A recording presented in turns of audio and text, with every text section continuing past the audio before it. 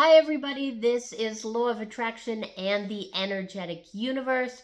This is video number 2 of 3, meaning that this is the exercise for this set of videos. So, this exercise will involve you connecting with someone that is an expert at something. And for this example, we're just going to say that you are a painter and you're going to connect with, say, Picasso.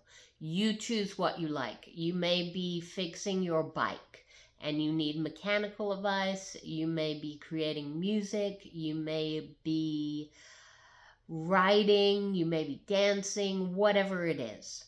You're going to have your own thing that you're working on. So the first part of the exercise, we're going to talk about this in 3 concepts. The first part of the exercise is find something you love and you are not in a tizzy about, meaning that you're not anxious about or worried about, because this is a lot easier when you are relaxed. When you get really upset about something, yes, you can do this exercise, but when you're starting off, it's best to practice when you're relaxed, because that's when you can feel subtle connections that you're not usually receptive to when you're all anxious. So let's find some kind of hobby or interest or pastime that you love. And it can be anything. It can be hiking, it can be writing, it can be anything that you want. It can even be interacting with your pet. If you know someone or of someone that's very good at interacting with animals. So find something you love and something that you want help with. Now, number 2 is asking for guidance. So let's say you're doing your painting or you're thinking about doing your painting, and before you're ready to do what you want to do, like let's say you want to paint tomorrow, the night before when you're going asleep, when you're falling asleep, ask for guidance then. It helps, it just makes it more interesting if you have somebody that has been really good at this hobby that you have or activity that you have that you can ask for help from. So choose someone and ask for help, but do this beforehand.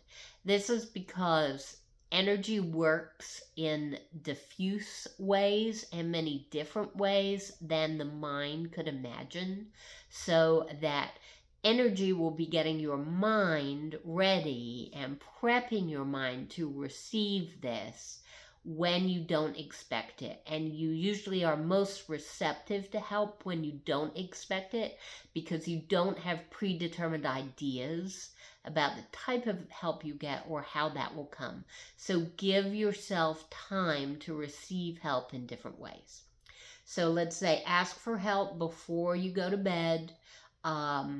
Make a connection with this being just simply by pulling up their energy and thinking about them.